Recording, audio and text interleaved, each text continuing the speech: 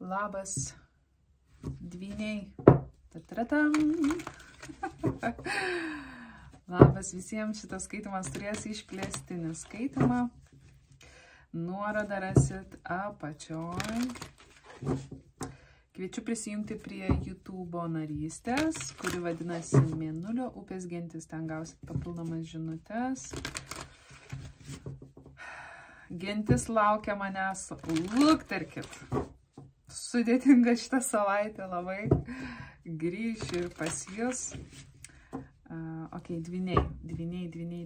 Tie, kas domitės asmeniniais skaitimais, šiuo metu skaitimai yra pristabdyti, bet neužilgo paskelbsiu, kada atidarysiu registraciją. Ir pasižiūrėkim, kas yra svarbu dvyniams artimiausiu metu. Kas yra svarbu dvyniams.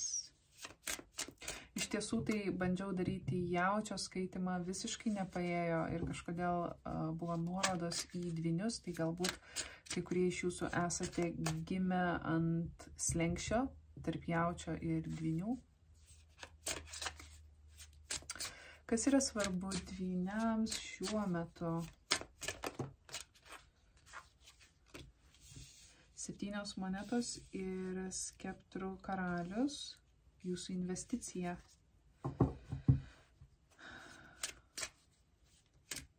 Kas yra 7 monetos?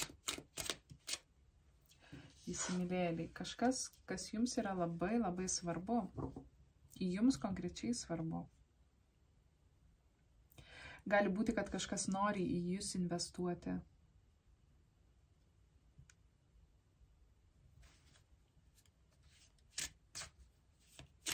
Kodėl yra 7 monetos? 4 skeptrai ir skeptrų tūzas. O vaikytė.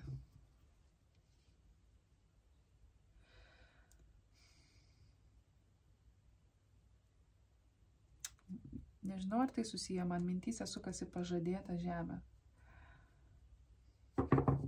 Jeigu jūs tikit praeitais gyvenimais, tai toks jausmas, kad tai, apie ką mes čia kalbam, tai buvo užkoduota jūsų praeitose gyvenimuose. Tai gali būti ryšys, kuris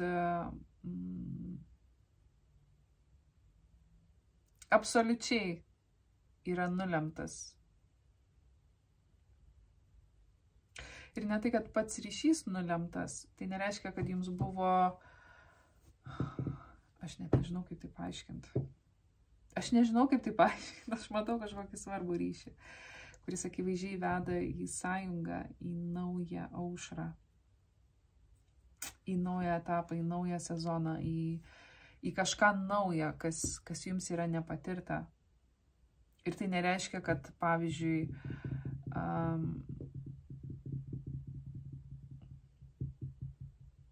jūs kažkada buvot santuokoje, ar ne? Ir, tarkim, ateina į jūsų gyvenimą naujas ryšys. Kad tai bus kažkas absoliučiai kardinaliai kitokio koncepto prasme, ar ne? Kad tai nebus santuoka. Ne, tai gali būti irgi santuoka. Tiesiog tai, kaip jūs tai išgyvensit, tai, kaip jūs tai patirsit, tai bus visiškai kitaip.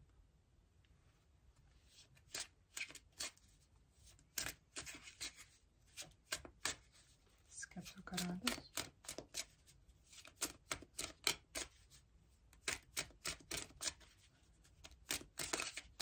Kodėl čia yra skeptrų karalius?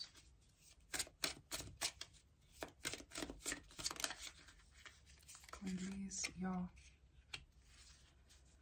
Jūs esat pasiruošę žengti žingsnį.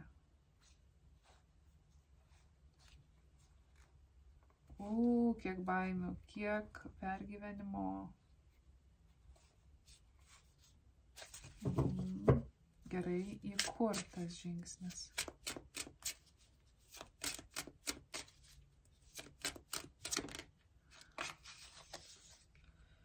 Trys kalavijai. Kodėl?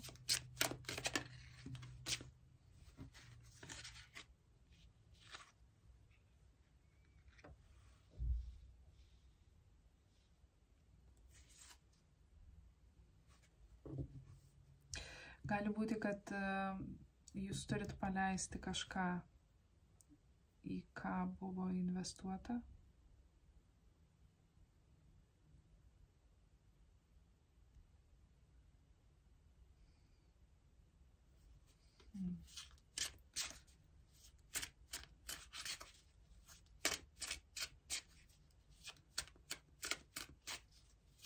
Į kur tai veda dvynius?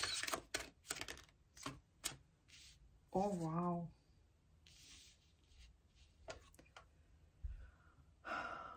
Imperatorius ir imperatorienė.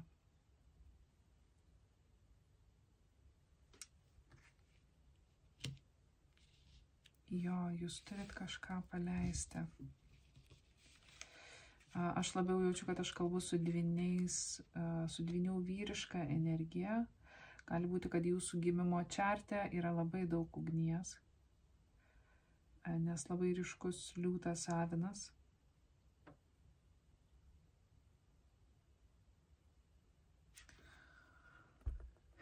Yra kažkas, į ką jūs investavot ir jūs žinot, kad jūsų naujas ciklas, jūsų nauja kelionė, jūsų naujas sezonas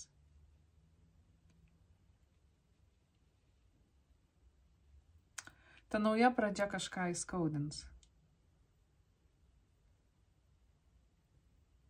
Tai gali būti vandens ženklas, konkrečiai matau vėžį, bet nebūtinai.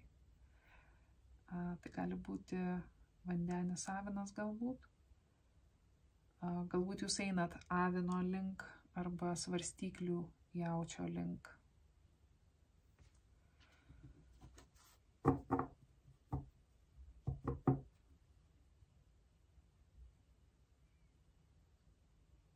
Toks jausmas, kad jeigu tai yra, pavyzdžiui, kažkokie darbiniai rezultatai, ir ne, galbūt jūsų statusas kažkuria prasme keisis, galbūt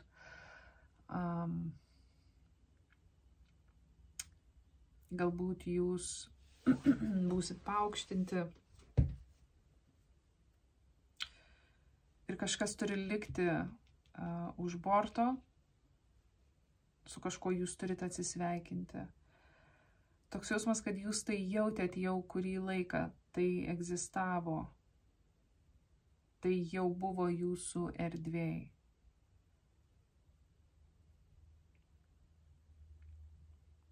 Tiesiog jūs laukiat tarsi jūs laukiat arba ženklo, arba tam tikro pribrendimo kažkokio tai situacijai. Tai ten, kur jūs einat, įspūdingai. Ir jisai kaip žiūri.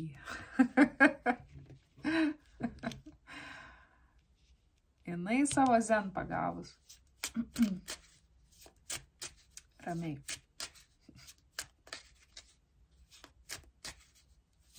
Jis sėdi ant stogo, jisai eina gatve. Gali būti, kad jis skiria atstumas galbūt. Bet jūs tam pačiam, toj pačioj zonoj.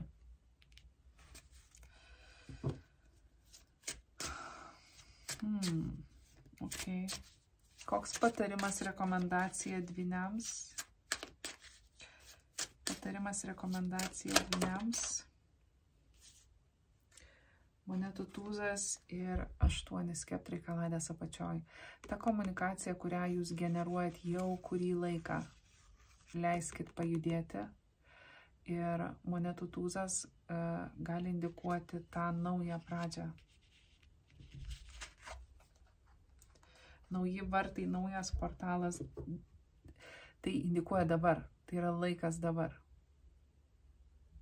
Tai gali būti po naujako, nes monetų tūzas yra naujieji metai.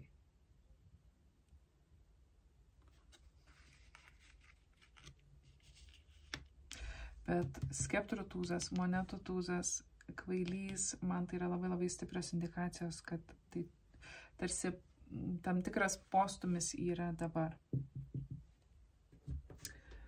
Ok. Gerai, tuoj pasižiūrėkime. Oh no, kur aš padėjau? Negi neturiu čia savo kortų. Neturiu. Angelų savo neturiu. O. Ir kur aš juos palikau? Kažkur palikau matyti. Ok. Šitą kaladę panaudokim dvyniams.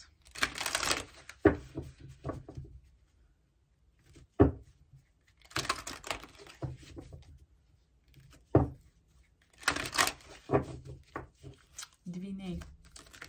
Kas yra svarbu dvyniams? Balansas.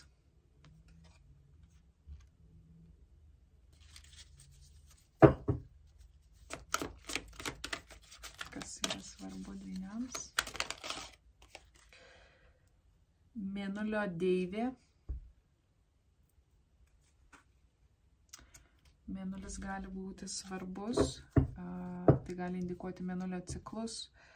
Kai kuriems iš jūsų tai yra susijęs su jūsų emocijom labai ryškiai.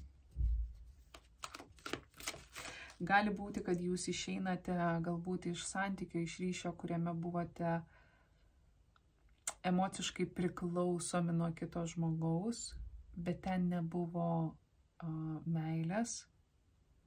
Ir jūs einate į santykį, kur mokysitės emocinės nepriklausomybės ir auginsit meilę. Taip galbūt reikėtų pasakyti, nežinau, ar gerai išsireiškiau. Dvyniai. Pasaulis ir pergalė. Jo, jūs pergalingai uždaro ciklą.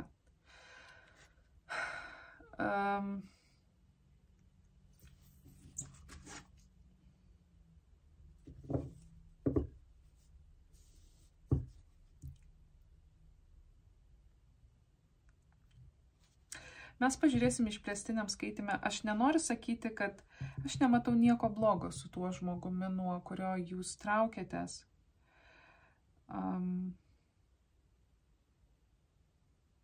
Tiesiog kažkoks galbūt, aš jaučiu, kad tai yra emocinė priklausomybė tam tikrą prasme.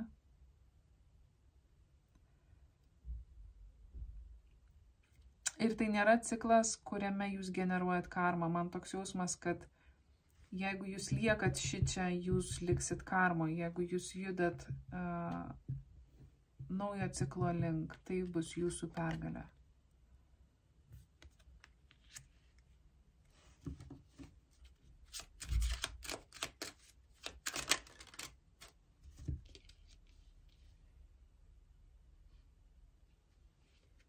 Teismo rūmai ir netikėtos pajamos. Įsimylėliai.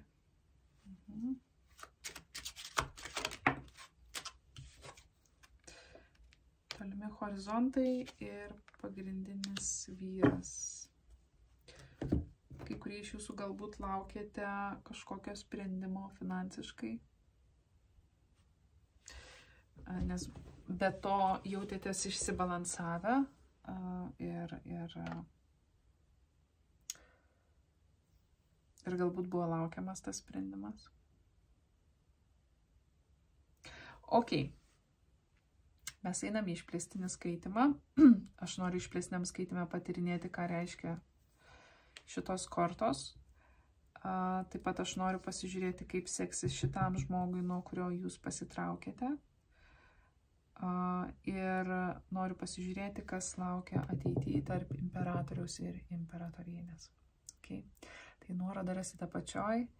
Ramybės, balanso ir ate.